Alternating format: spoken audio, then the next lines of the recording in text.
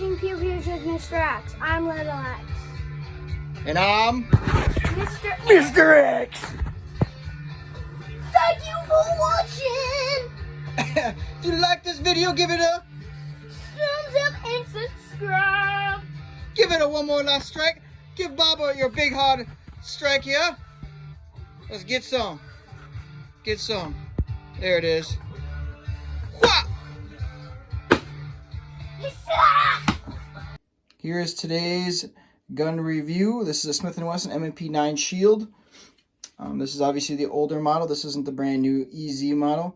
But I'd say this gun has its place too if you can find one. They're usually a little cheaper. You can get them used for around $200 to $300. Depends on your location and the current market. But right now, I'd say that's generally the price range, roughly. But these are sweet little conceal and carry guns. They're super slim design. You can see there, super slim. I mean, you can get this thing nice and concealed. It's nice and comfortable to carry.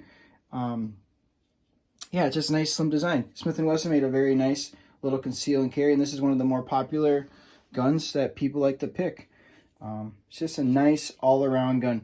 In the package you're gonna get when you buy this gun, generally it's gonna have a cardboard box, and it's gonna have owner's manual. It's not nothing really to write home about, but you will get 2 magazines. One's gonna be an 8-round. That's the one I have in currently. I kind of like it because the pinky, get your pinky on it. Then you also get a 7-round magazine, and it's a little hard to get the pinky on that one. So I like the 8-round mag. The magazine's also gonna show round indicators on the sides, both sides here. So that's nice. And these are obviously single stack, and you kind of want single stack for conceal and carry for the most part because it's easier to conceal and carry. Some guys will debate, I need more rounds, but generally in a situation, this is really all you really need. You don't really need 12, 15 rounds. But if you're going to be buying one gun to like do all, maybe you want to go find a different conceal and carry that's double stack that has it holds 12 to 15 rounds because it'll be a better dual purpose gun. But if you're just going to have a conceal and carry gun and then you're going to have a different gun for, shooting a bunch, this is a great conceal and carry gun. It's going to be a little lighter because you're only holding 8 rounds or 7 rounds versus, 12 to 15 rounds. So it's going to be a lot lighter because you're holding way less ammo. It's nice slim design, easy to conceal and carry. It's not going to be big and bulky and uncomfortable on your waist. Yeah, the EZ model, they make the EZ model now, which has a different trigger, which is more of a flat face trigger. This has got that hinge trigger, which I'm not a super big fan of, but it still shoots good. There's no reason to make this gun, throw it in the garbage, essentially. This gun has its advantages too. Right now you can get them a lot cheaper than the EZ models, so there you go. That's a good advantage. But the trigger's very heavy, but you want a heavy trigger for a conceal and carry gun. That's just what you want. So you can't really complain about it because that's what you want. You want a heavy trigger because you don't want it to accidentally go off. But you're also gonna have that safety on the back too that you can put there, and it's easy to find. So like if you practice when you're shooting, you got the safety up, quickly safety down, shoot. If you practice it over and over, you're gonna have no problem. I'd say that's the way you should practice if your gun has the safety on. If it has a safety, some guns don't have safeties. They only have the trigger safety only. But this one, I would say practice with the safety on, and then when you unholster it, practice that, and then shoot your rounds. It's a good thing to practice, especially if you're going to be concealing carrying this, and then that way when you get in that fight or flight mode, it's just you're a creature of habit at that point because you always do it. You'll never forget to take the safety off. It has nice slide serrations on the back. On the newer model, the EZ model, they put dovetails in the back, so it's a little easier, and they also lightened up the slide because this slide is on the heavy side. This is closer to like a Hellcat for stiffness. This is a heavy slide. You don't really need a press check anymore because this one has the round indicator right there, right inside there, so it's kind of cool. But obviously you can still press check. It's not too hard to press check. Doesn't really have too much grip there. But you still can get a grip on it. If your hands are wet and slippery, you're probably not going to be able to press check it, but you don't need to. That's why they put that round indicator there, that little hole. The sight has a basic 3-dot sight, which is sweet. I like it. Yeah, all around, this is a great little handgun to have for conceal and carry. The grip texturing on here, I'd say, is mid-range, not super grippy. So if you really like a grippy gun, go get some of that grip that grip tape you can add on here. You can make it a little grippier for yourself. Yeah, it's a sweet gun. Let's get to the range. Enough of me talking. There ain't too much more you need to know. And then stay tuned to the end after the shooting part of the video, because I'll break this gun down and I'll show you how I clean it. And it'll be a quick, short little video. Thank you for watching. Let's get to the range. Alrighty, we're out at the range with the Smith & Wesson M&P 9 Shield. Let's get it. You can see that there's no round in there. Look through that load indicator. Alright, we got one in.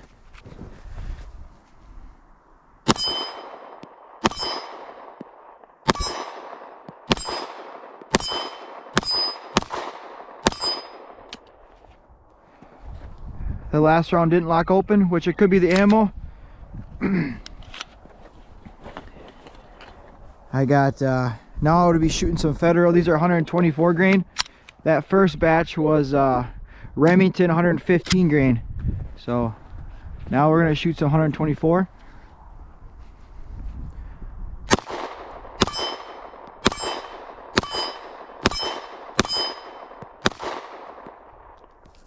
And that locked open just like it's supposed to.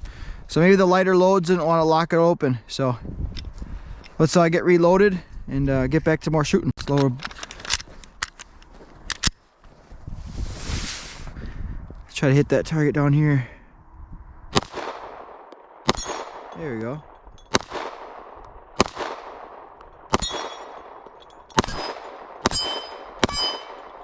Locked open just like it's supposed to.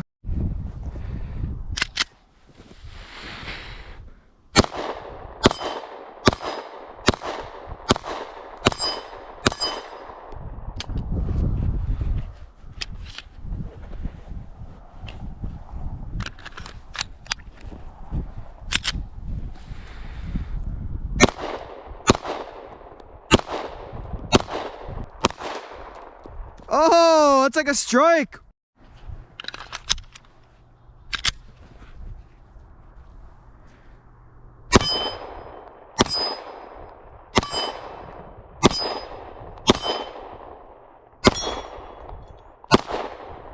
Ah, motherfucker.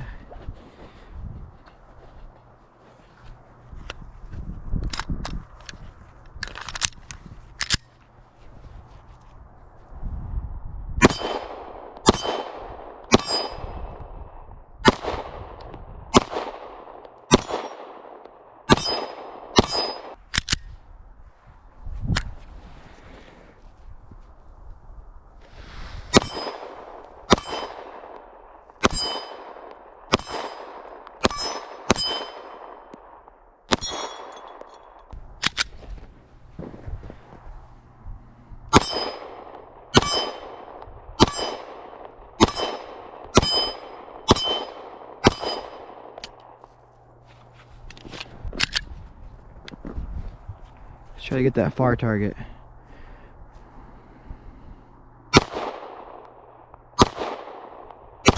There we go.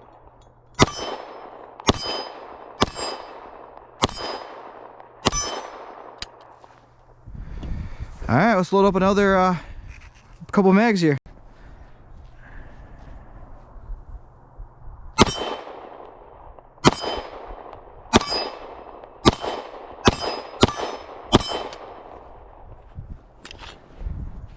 Yeah, see, it'll lock open. What the? It just won't do it on its own. Kind of annoying. Shoot the last mag here.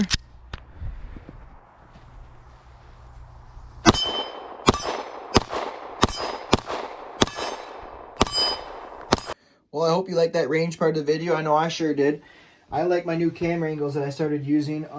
Being able to see how the rounds, the discharged rounds are coming out of the gun. I really like that. I might change a couple other different camera angles, but I'm going to keep that camera angle and have other ones go on with it. But yeah, thanks for watching. Don't forget, if I earned it, please give me that thumbs up and hit that subscribe button to see future and current videos. And just to join that Pew Pew family. If you have any questions, please don't hesitate to ask. I love to try to do my best to answer any of you guys' questions, help out. That's the whole point of me doing these YouTube videos, is try to be helpful. So let's tear this gun down. So you're going to do the mag release, remove the magazine. You're going to do a quick press check. I've already cleared my gun, but I want to make sure you guys clear your guns too, just to be safe. You can also check right there in the round indicator. You're going to dry fire the firearm. Okay. Then you're going to lock the slide open. Smith & Wessons, they like to put this little bar in here. It's a yellow. You gotta pop that sucker out. You can use the Q-tip. You can also use a pen. I've used pens before. You can just use a pen to catch that little lip there too. Pop it down, but that's what it looks like. That little yellow piece in there. That's what you gotta pop down. Okay, now you can remove the slide for the most part. You just gotta slide this down. Slide that little bar down. Okay, and then you're gonna hold on to the slide, release, push the release down, pop that slide right off. Okay, this part's pretty easy to clean.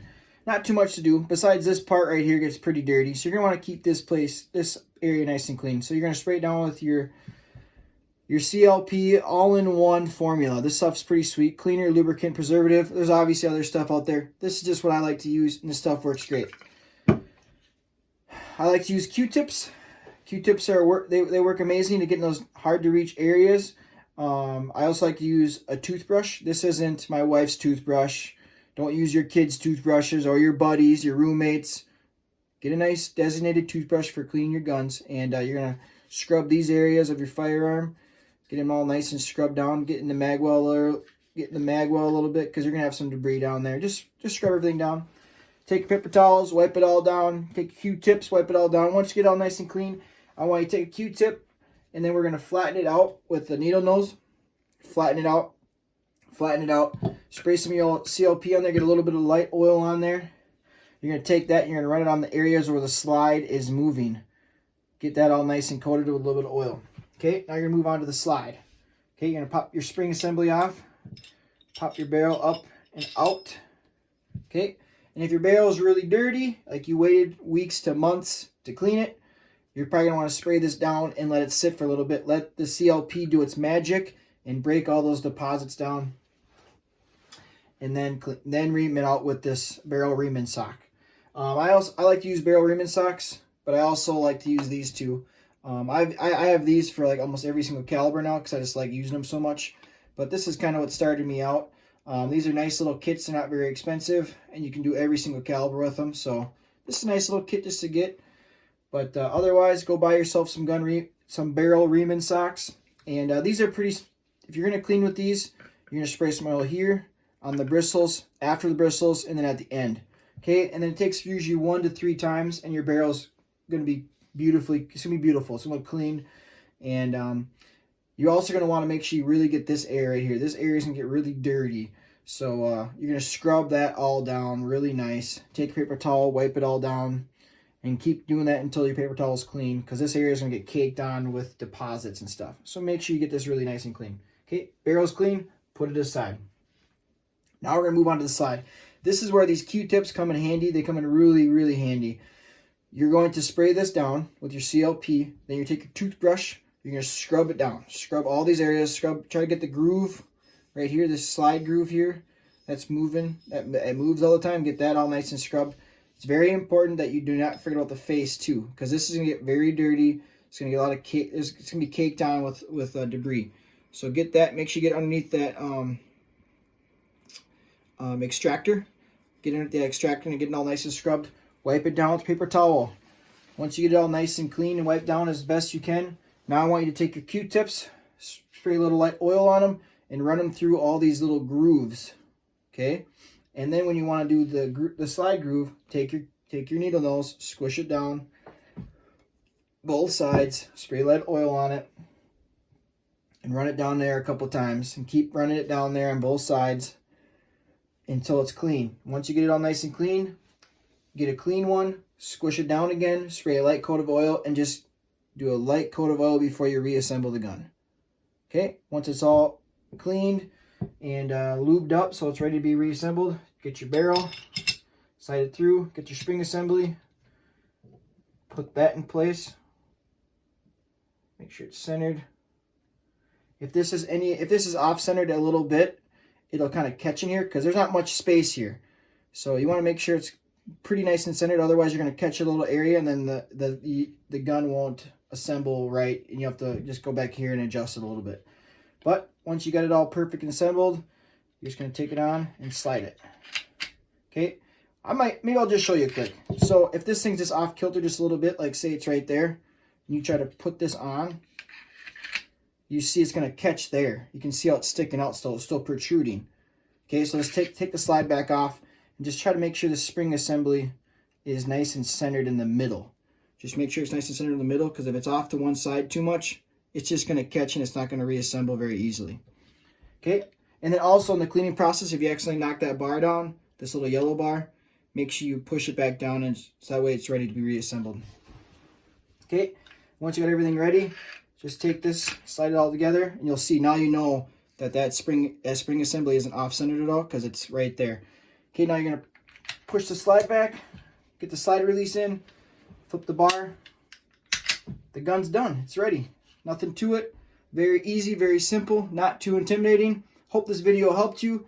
And on your way out, smash that give me that thumbs up, and don't forget to subscribe to join the Pew Pew family. See future and current videos. Until the next review, see ya!